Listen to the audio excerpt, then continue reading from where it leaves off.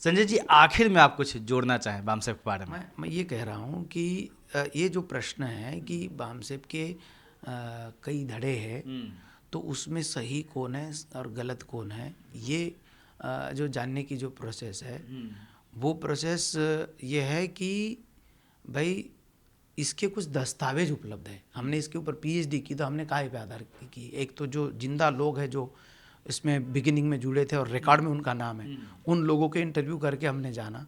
दूसरा, उसके दस्तावेज हमने इकट्ठे किए, तो उस दस्तावेज से हमको पता चलता है कि इसका ऐतिहासिक जो है पार्श्वभूमि इसकी क्या रही और कौन लोग ऐतिहासिक लोग इसमें रहे।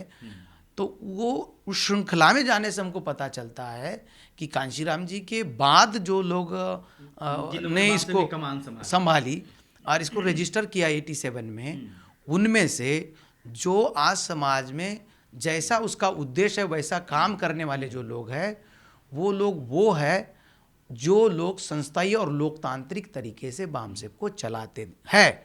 और हर 2 साल बाद उनकी कार्यकारिणी बदलती है, केवल केंद्र में नहीं, राज्यों में, और 21 राज्यों में उनकी कार्यकारिणियां स्थापित है राज्यवार।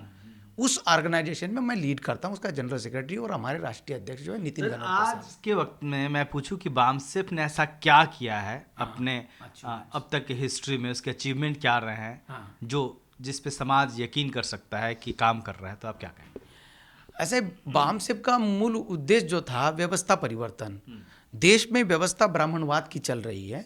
अब ब्राह्मणवाद ने लोगों को 4 धड़ों में बांट रखा है, ब्राह्मण, क्षत्रिय, वैश्य, शूद्र, है ना, क्षत्रिय, वैश्य।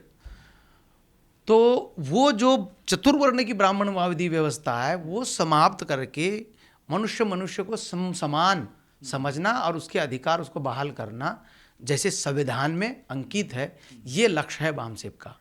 जो ब्राह्मणवादी व्यवस्था है उसको खत्म करके संविधान की व्यवस्था स्थापित करना, ये हमारा लक्ष्य है। तो इसको हासिल करने के लिए हमें ज़रूरी है पहले समाज में संविधान के पक्ष में जनमत तैयार करना।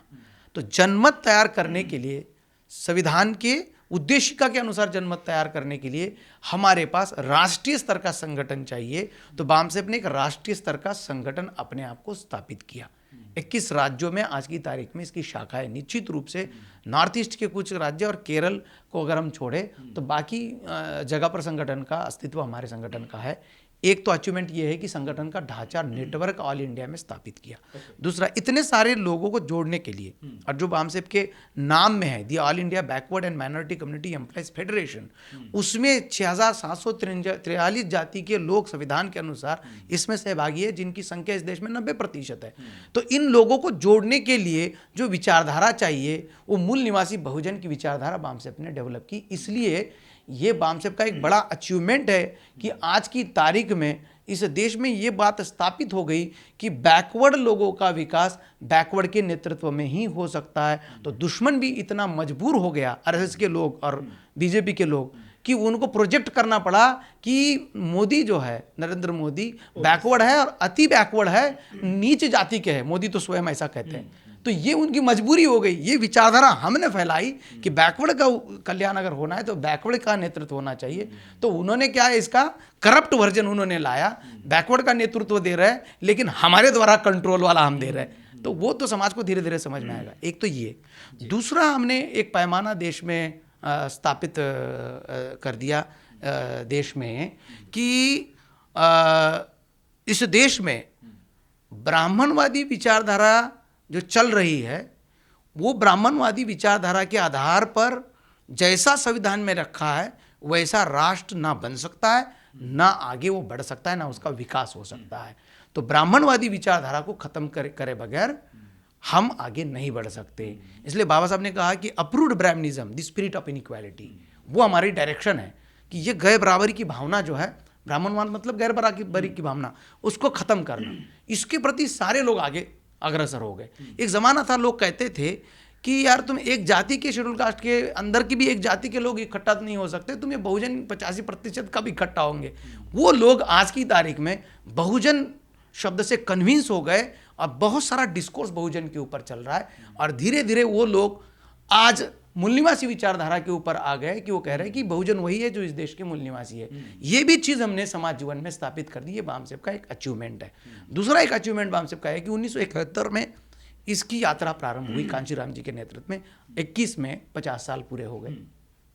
इन 50 सालों में बामसेप ऑर्गेनाइजेशन ने जो है ऑर्गेनाइजेशन को 50 साल से निरंतर चलाया है और उसके माध्यम से लाखों लाख लोगों को संगठन की विचारधारा के अंदर लाया और बाबा साहब के साथ साथ अन्य जो हमारे पुरखे थे उनकी विचारधारा है उसका भी संशोधन किया, उसका भी साहित्य एकत्र किया और साहित्य का इतना हम लोगों ने भंडार तैयार कर रखा है आज की तारीख में कि हमारे देश का कोई आदमी किसी कॉर्नर पे ब्राह्मणवाद ने उसको तोड़ा होगा किसी जाति के नाम पर, वो आदमी उसके पास जो उपलब्ध है, उसकी ओरल हिस्ट्री में जो उपलब्ध है, उस आदमी की लिंक पकड़ करके सीधे फुले अम्बेडकरिज्म के साथ जुड़ रहा है। चाहे वो अच्युतानंद है, चाहे दक्षिण में दक्षिण के जो नारायण गुरु है, पेरियार है, या उधर के छोटे छोटे जाति के लोग भी, गाड़गे बाबा है, ये सब लोगों का एक मुख्य प्रवाह निर्माण हो रहा है। और ये मुख्य प्रवाह आप देखो हम सब के पाम्पलेट में जो महापुरुषों के फोटो लगाने की जो परंपरा है, समाज उसको अडॉप्ट करते चला गया है ना, और वो उसका एक प्रवाह तैयार हो रहा है, लोग का उस दिशा में लामबंदी हो रही है, मोबिलाइजेशन हो रहा है। ये बामसेप का बहुत बड़ा अचीवमेंट है। तीसरा अचीवमेंट ये है कि संगठन चलाने के लिए जो अनुभव चाहिए होता है, वो अनुभव हम लोगों ने गेन किया है। ये चौथा है, अनुभव हमने गेन किया।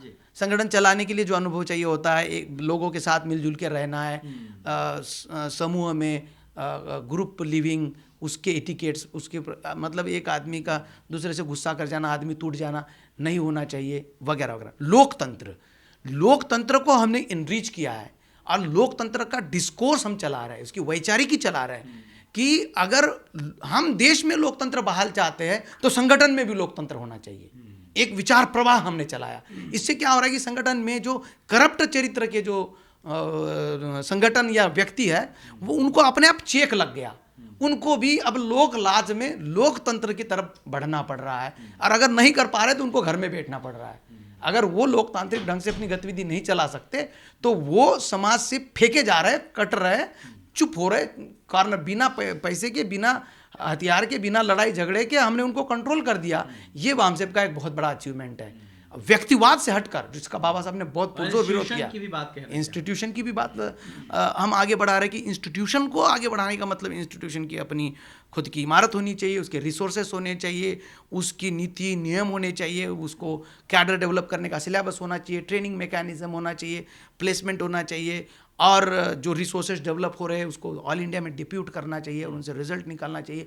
एक नहीं, हमको हज़ारों हज़ार, अगर देश की व्यवस्था को रिप्लेस करना चाहते, व्यवस्था परिवर्तन करना चाहते, कम से कम 5 से 7 हज़ार लोग चाहिए होंगे, क्योंकि हमारे लोकसभा में 543 बैठते, 550 मानो, 550 देश चला रहे हैं। हाँ, तो 1000 तो वही हो गए लोकसभा वाले, कोई मरता कुछ जुटता तो 1000 तो हमको लोकसभा के लिए चाहिए। हर राज्य की असेंबली के लिए हमको कम से कम 200 लोग चाहिए, 100 लोग चाहिए। ऐसा करेंगे तो आपके पास लिस्ट बनेगी 5-7 हज़ार लोग चाहिए व्यवस्था परिवर्तन करने के लिए। ये केवल राजनीतिक बात कर, काबिल लोग चाहिए, जो लोगों ने द्वारा चुने हुए होने चाहिए, उतने नेतृत्व हमको पैदा करना चाहिए। कोई एक आदमी निर्माण करके हम व्यवस्था परिवर्तन कर देंगे, हम प्रधानमंत्री बनेंगे, तो नहीं होने वाला। निश्चित तौर पे इसमें वक्त लगता है, और आप लोग वक्त ले रहे हैं और काम कर रहे हैं। उसके ऊपर ह्यूमन रिसोर्स, लीडरशिप डेवलप करने का हम काम कर रहे हैं, क्योंकि बामसेप का जो दूसरा उद्देश्य है, पहला जो बामसेप का उद्देश्य वो ये है कि पढ़े लिखे लोग जो समाज के बुद्धिजीवी वर्ग में समाज ऋण वापसी की भावना पैदा करना, और दूसरा है नेतृत्वहीन समाज को नेतृत्व नेतृत्व पैदा करना। तो नेतृत्व पैदा करने के लिए हमने इंस्टीट्यूट बना रखा है नागपुर में, और ट्रेनिंग देते हैं उसका बाकायदा, और हम धीरे धीरे ह्यूमन रिसोर्स समाज का नेतृत्व करने के लिए, चाहे विश्वविद्यालय है, चाहे संसद है, चाहे विधानसभा है, चाहे कोई बैंक है, या कोई भी पब्लिक इंस्टीट्यूशन है, वहाँ हमारा प्रतिनिधि होना चाहिए और उसने हमारे लोगों के हक अधिकार की रक्षा करनी चाहिए, उसको प्रमोट करना चाहिए। ऐसे लोग तैयार करके उन संस्थाओं में जब भेजेंगे तब उनके माध्यम से हम व्यवस्था परिवर्तन कर सकते हैं, न तो केवल ब्राह्मणवाद को हटाने से या उनको गाली देने से हम व्यवस्था परिवर्तित हाँ, ये एक बड़ा आता है, कहीं भी मंच पे सुन लीजिए, खासतौर पे उत्तर भारत में तो सिर्फ ब्राह्मणवाद, मनुवाद इसी की बात होती है। अपनी बात कम सुनने को मिलती है कि हम कैसे बेहतर हों। आप सामने वाले की जातिवाद को गाली देते हैं कि ब्राह्मण आपके साथ जातिवाद कर, लेकिन आपस की जातियों को मिटाना नहीं चाहते, एक नहीं होना चाहते।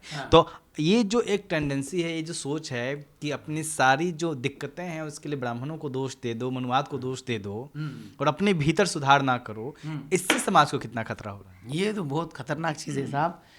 लेकिन बात यह है कि यदि ब्राह्मणवाद ने हमको तोड़ा और हमको अपने लोगों को जोड़ना है तो हमारे पास वो रसायन होना चाहिए जिससे हमारे लोग जुटे।